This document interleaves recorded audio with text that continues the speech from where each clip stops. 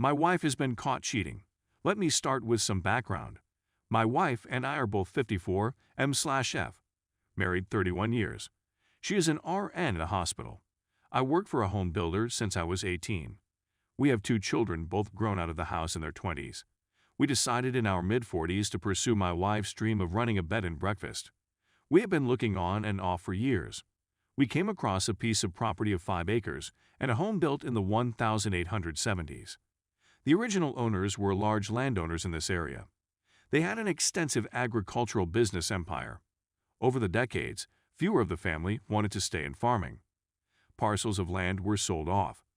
Our town is going through growing spurts as it has become quite touristy because of some, let's say, natural formations and beauty.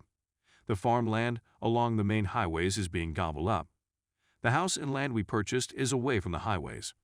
Since we bought it, my wife and I are redoing the entire house. There has been neglect in some basic maintenance, and we want to restore the house to its prominence 150 years ago. Along with making a living, my wife has been in charge of decorating rooms as I finish along with paying the mortgage. I am renovating room by room, paying for all material and any professional help if needed. I am pretty handy, so most work is done by me. The last few years the housing industry has gone through the roof. We would work 8 days a week if we could. I was pulling in big money. Until last year. The pandemic knocked us out of work for a while. In 2020 then the material shortages started. Of course my wife was on the front lines for the last 18 months. Last year she worked weeks at the hospital without days off. The medical staff stayed at the hospital. They had rooms several slept in together. To say the least, the staff got very close. They worked 4 weeks on, 2 weeks off. Starting in March last year, into the fall, then again after Thanksgiving, my wife, as always, after the kids were older, worked for others if they asked. She watched these young parents crying because they could not see their families. So on their off times, she would give up her time off and offer it to the staff that really needed it. There were others that did this too. The whole COVID experience changed her. Watching people put on ventilators, the deaths, etc. She was not the same person. She was distant. Our life went to zero.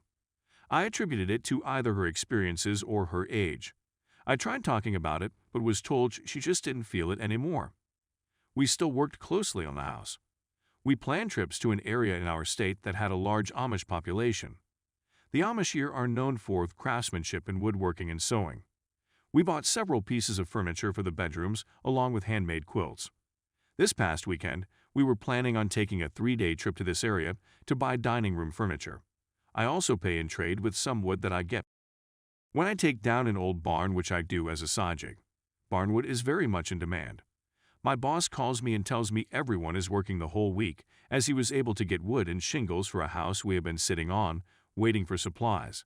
I told the wife we could go on Saturday and Sunday. On Friday morning, she tells me she is still going with some workers because there is a fall festival going on too. I go to a local bar that night. One of her coworkers comes up to say hello. I asked if she was going on the trip. She knew nothing about it. So I texted the wife asking if she made it okay and asked who was all there with her.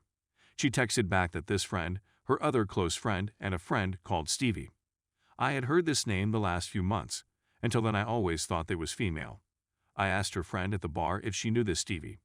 She said no, but there is a Steven that works with them. The wife gets back Sunday afternoon. She has bags of tablecloths, napkins, kitchen towels, etc. She is showing me what she bought. In one bag there was a smaller bag. She pulled it out, looked in it, and said, "Oh, not this bag. It's not for us." I let it go.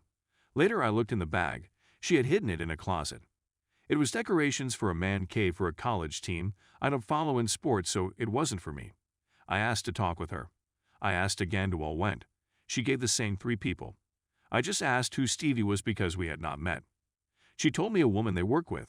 I pulled out the man cave stuff and told her I talked to her friend, who was supposed to be away last weekend, but her plans blew up. Then I asked who Stevie was again. She started crying and told me who he was, and yes, they were by themselves. They have been since last year during their hospital lockdown. So now she is living in one of the finished bedrooms. I have our bedroom. I will talk to a lawyer on Monday. I have no idea what to do about the house, the business, the marriage. To me, she was sorry she was caught, but not for the affair. I asked her if she would break it off with Stevie. She was not sure. Update. It's been a hectic couple weeks. Along with my work and side gigs picking up, the wife and I were battling. I saw a lawyer. After I explained everything, he suggested we try to work it out before he gets involved. The house is still not a business and cannot be sold as such.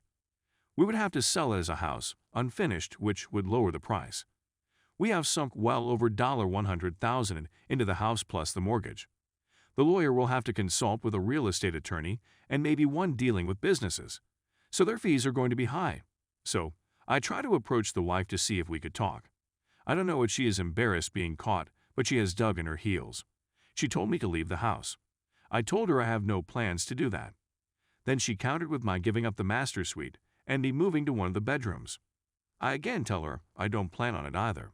She then says she is off the next couple days and will move all my stuff out and put it in the foyer for me to decide where I'm going to stay. So I end the conversation. I went out where my supplies are stored and grabbed a new door lock with the push-button keypad. I was going to install on the bedroom doors once we had guests. We can change the combination after each guest. I installed it on the master suite door. The next day I went to work. When I came home after a day of angry messages for putting the lock on, she was livid. "How dare you lock me out of my bedroom?" was her war cry. After back and forth I asked if we could please talk. She finally agreed. Later that evening we sat down. I told her I was very hurt to find out of the affair and that I wish she would have told me she was not happy. She did not say anything, so I continued with that as far as I'm concerned the marriage is over. She just nodded her head. I then told her I have been to an attorney. This caught her by surprise by her look. I explained what the attorney said, that it would be best if we could come to some agreement what to do. Our largest asset is the house and to sell it we would take a huge loss. She just smiled and said I can prove that I have paid the mortgage, so the house is mine. I shook my head no. My attorney explained the house is a marital asset. Both names on the mortgage. I then pulled out a couple binders. I have every receipt that I have spent filed by room on what has been spent. I started this just out of curiosity and just kept going as we finished rooms. I can prove I spent thousands of my money in refurbishing the house. She was caught off guard by the receipts. She has not been. I had called each and told them what's going on. Our daughter suggested to her that we stay in the house to completion. Start the business as I suggested. Then maybe I could move out but still own 50%.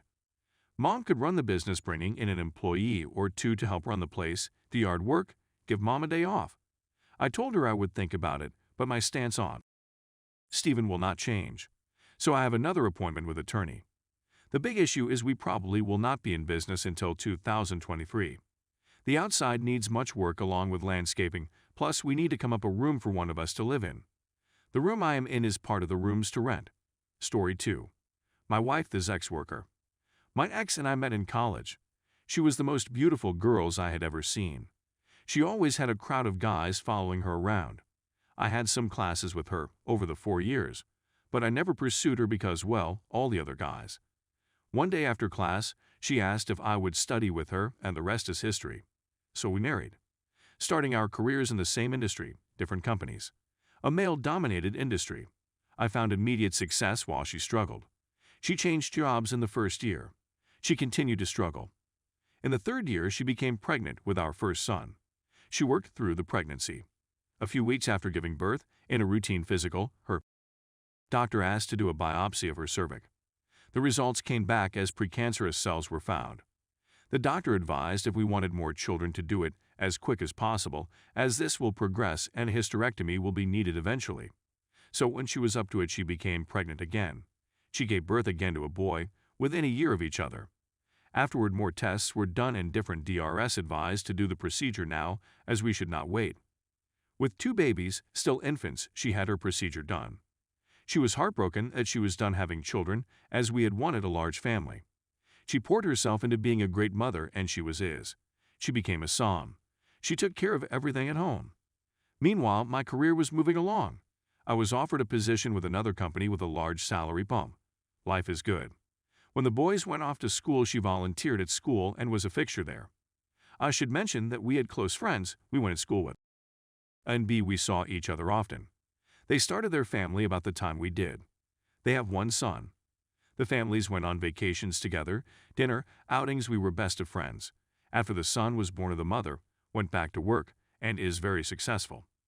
B had a good job also until about 2001 where his job was eliminated. He struggled to find work in his field as the economy back then really affected his field. So the decision was he would be a sod while looking for work where we lived, as they did not want to move. The X and B did things together with kids. When the kids were all in school, they still hung out. You can now guess they had an affair. This story I know is long but not over. After about a year of this, hot in the B asked X if she and I had ever talked about it. It was all fantasy talk with us, as we were still having a great if not slowing down relationship. B had a friend he wanted to bring into the bedroom with them. The X agreed. The day came, and this guy, C, came over to B's house. He took his suit off as X and B got warmed up. So they had there afterward. The guy told him that he usually had to pay for, so he left a couple $100 bills and asked X if he could have a 1-1 with X. She told him she needed to think about that, and B would get back to him. Eventually, C recommended someone else and a business was born. Eventually, B was re-employed and had to leave X on her own. She used a different cell phone. She rented out a storage unit and made it her closet/office. She used the money to buy outfits her clientele requested. She even bought a car. She did not want her minivan spotted at a hotel. The guys had to pay for a room at a nice hotel. She kept the car at the storage unit. Everything was in cash. She never brought the money into our lives that I know of, though we would send the kids to different day camps during summer. She claimed she tightened up our budget to pay for it. She only worked during school hours. She always picked the boys up at school. On a few rare occasions, B would pick them up and keep them until she got home. Our home life never suffered. I admit I was working a ton and moving up the ladder. The weekends were our family time. Was generally on the weekends. I thought because of my work life this worked best. Most nights, we would cuddle on the couch watching TV. Almost done. 2016 comes along. We have one son in college, the other a senior in HS. I get a call from BX is in the hospital. It was vague, but said she is hurt bad. I rushed to the hospital. My wife is hooked to a bunch of machines. They've already cleaned her up and taken her for x-rays. She has a broken jaw, broken nose, fractured orbital bone, possible concussion. She will make it, but will be a long road ahead. A police officer was finishing up and left. I, of course, want to know what happened. She was crying, talking gibberish through her sobs and pain meds. A nurse said I should let her rest. They were moving her to a room soon. She handed me a bag with her clothes. I looked in and asked if these were hers because she never wears heels and the dress was unfamiliar. The nurse said this is what they brought from the hotel room, so they pushed me out of the room. I called my sons to let them know. Later that night, when the fog of the drugs were wearing off, I got some of the story. She drifted off again. I had my youngest son sit in with her, and I called B. Why did he call me? How did he know before me? What's going on? So B came clean about what my wife was up to, leaving out the affair and his involvement. I was devastated. We eventually get her home after surgery on her jaw. The nose would wait. She convalesced at home. As she got stronger, I got the whole story. I called and told of the affair and B as a pimp. She threw B out. As she got on her feet, I told her we were done. I asked her to move out. She moved in with B. I got the divorce rolling. I'm sitting here 5 years divorce. I still love her. It is as if she had died. The grief is unbearable. My boys know what she did. I have not spoken to her since she left.